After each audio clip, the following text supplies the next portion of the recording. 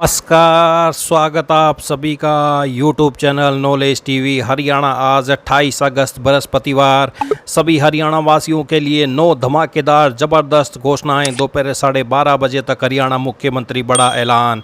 क्या है पूरी जानकारी, आइए देखते हैं। हरियाणा की सबसे तेज़ सबसे सटीक जानकारी के लिए चैनल को सब्सक्राइब करना ना भूलें। तो चलिए देखते हैं। दोपहर 12:30 बजे तक हरियाणा से 9 बड़ी खबरें, घोषणा, ऐलान। पहली बड़ी घोषणा, हरियाणा विधानसभा मानसून सत्र के आखिरी दिन सीएम नायब सैनी ने गरीबों के लिए घोषणा की।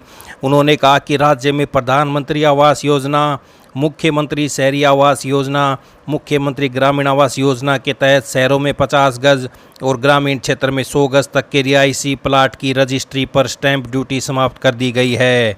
वे इनेलो विधायक की ओर से कलेक्टरेट में बढ़ोतरी पर लाए ध्यानाकर्षण प्रस्ताव पर बोल रहे थे। मुख्यमंत्री नायब सिंह ने कहा कि विपक्ष केवल जनता को गुमराह कर रहा है। वर्ष 2004-05 से 2014 तक विपक्ष के शासनकाल में कलेक्टरेट में औसतन 25.1% वृद्धि की गई थी, जबकि 2014 से 2025 तक मात्र 9.69% वृद्धि की गई है। सरकार ने रजिस्ट्री पर कोई नया टैक्स नहीं लगाया है।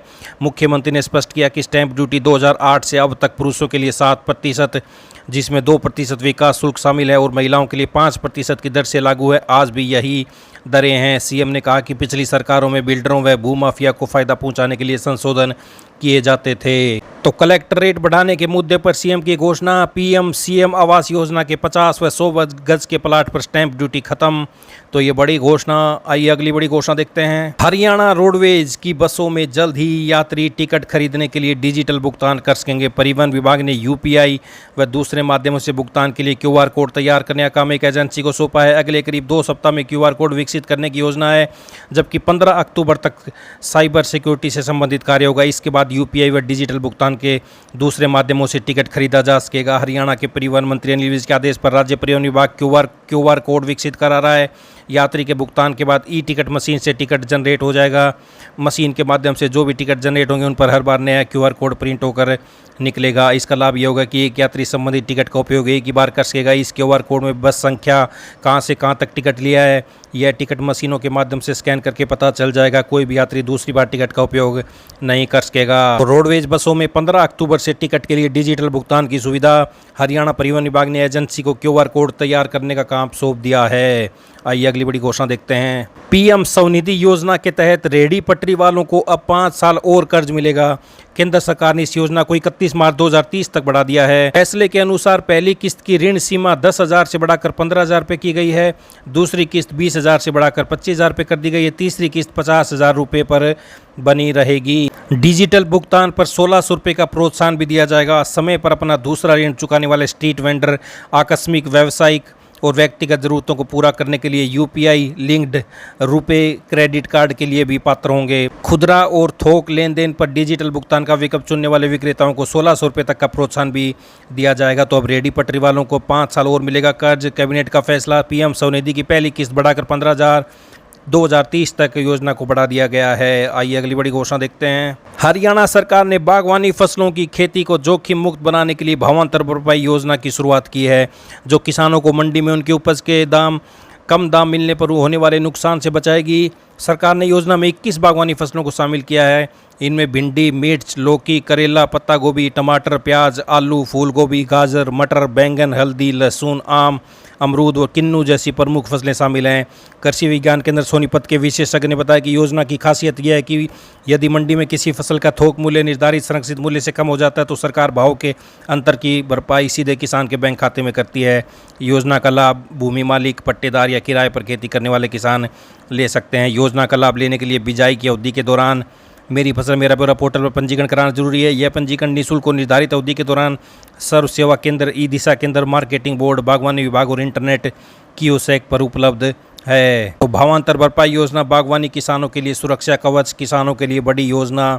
आइए अगली बड़ी घोषणा देखते हैं। हरियाणा पुलिस के कांस्टेबल अब मनपसंद जगह पोस्टिंग ले सकेंगे।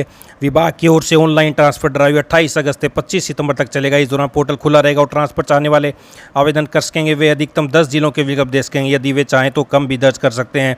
इस संबंध में पुलिस मुख्यालय की ओर से एसपी पलवल, नूह, महेंद्रगढ़, पुलिस उपायुक्त मुख्यालय गुरुग्राम व फरीदाबाद, पुलिस उपायुक्त पंचकुला को पत्र भेजा गया है। आवेदन करते वक्त बताना होगा कि आप किस यूनिट में तैनात हैं, उनके खिलाफ कोई कार्रवाई तो लंबित नहीं है। जन्म तिथि, बेल्ट नंबर आदि भी दर्ज करना होगा। यदि कोई तथ्य गलत भरे जाते हैं तो उसे ठीक भी कर सकेगा। एससीबी, सीआईडी, एसीबी में डेपुटेशन पर तैनात कर्मी नहीं हो सकेंगे शामिल। ड्राइव में एससीबी, सीआईडी, एसीबी, एचएसएनबी और मुख्यालय पर प्रतिनियुक्ति या अस्थायी ड्यूटी पर तैनात कांस्टेबल शामिल नहीं हो सकेंगे। हालांकि प्रशिक्षण संस्थानों में अस्थायी ड्यूटी दे रहे पुलिसकर्मी, पुरुष पुलिसकर्मी इस ट्रांसफर ड्राइव में भाग ले सकते हैं। तो कांस्टेबलों को मनचाही जगह मिलेगा तबादला।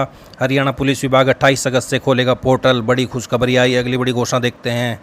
प्रदेश में बुधवार को भी मौसम खराब रहा। सुबह फरीदाबाद में तेज बारिश हुई, जिससे सड़कों पर भारी जल भरा हुआ, बस स्टैंड पर भी पानी भर गया। मौसम विभाग ने प्रदेश में 2 दिन बारिश का अलर्ट जारी किया है। तो प्रदेश में 2 दिन बारिश का अलर्ट। आइए अगली बड़ी घोषणा देखते हैं। सरकारी और सहायता प्राप्त महाविद्यालयों में शिक्षकों की भारी कमी है। उच्चतर शिक्षा विभाग के आंकड़ों के मुताबिक राज्य भर में करीब 2424 सहायक प्रोफेसर और सैकड़ों प्रोफेसर व प्राचार्य के पद खाली पड़े हैं। इसका सीधा असर कॉलेजों की पढ़ाई और छात्रों के भविष्य पर पड़ रहा है। नूंह से कांग्रेस विधायक के सवाल पर शिक्षा मंत्री ने माना कि रिक्त पदों को भरने में देरी हो रही है। उन्होंने बताया कि नूंह सहित पूरे राज्य में 2424 सहायक प्रोफेसर पदों की भर्ती का प्रस्ताव हरियाणा लोक सेवा आयोग को भेजा है। प्रोफेसर और प्राचार्य पदों पर पदोन्नति के प्रस्ताव सरकार के विचाराधीन है। कुछ कैटेगरी के पदों के सेवा नियमों में संशोधन जारी है, जिसके बाद प्रक्रिया शुरू होगी। यही नहीं, सहायता प्राप्त कॉलेजों में प्राचार्य की नियुक्ति में देरी के चलते बाकी पदों की भर्ती अटकी हुई है। तो राजकीय महाविद्यालयों में सहायक प्राध्यापकों के 2424 पद खाली हैं।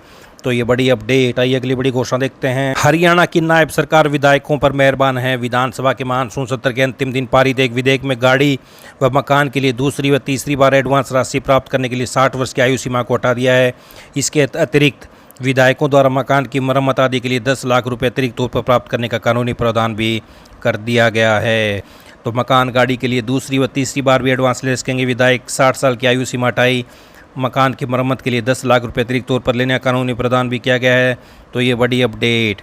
आइए अगली बड़ी घोषणा देखते हैं। विधानसभा में मानसून सत्र के अंतिम दिन जल भराव, कॉलोनियों में सुविधाओं की कमी और पूर्व में हुई घोषणाओं पूरी न करने के मुद्दे पर गूंजे।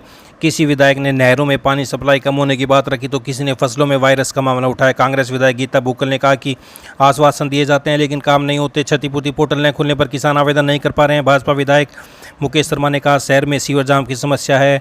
इनेलो विधायक अर्जुन चौटाला ने रानिया और डबवाली हल्के के गाँव में पानियों की किल्लत बताई। वहीं श्रम मंत्री अनिल विज ने कहा हम चाहते हैं कि जहाँ पर भी श्रमिकों की अधिक मांग है वहाँ पर 100 बिस्तर का एक अस्पताल जरूर बनाया जाए। रोहतक, हिसार, अंबाला, सोनीपत और करनाल में 100 बिस्तर के अस्पताल बनाए जाने हैं, जिसके तहत भूमि हस्तांतरण कार्य प्रगति पर है। वहीं सदन में सोशल मीडिया पर बदमाशों के महिमा मंडन और मीडिया में उनके नाम व फोटो लगाने से जुड़ा विधेयक पास किया गया है। अग्रोहा को उप तहसील बनाने का प्रस्ताव विचाराधीन। पर्यटन मंत्री डॉक्टर अरविंद शर्मा ने बताया कि अग्रोहा को उप तहसील के रूप में घोषित करने का प्रस्ताव सरकार के विचाराधीन है। इस संबंध ग्राम पंचायत अग्रोहा, जिला हिसार से प्रस्ताव प्राप्त हुआ है। मामला राज्य पुनर्गठित समिति की बैठक जो 28 मई को आयोजित हुई थी में विचाराधीन रहा।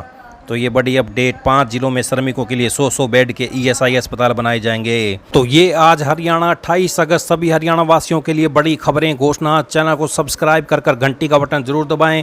अगली वीडियो का नोटिफिकेशन आपके पास पहले ही पहुंच जाएगा।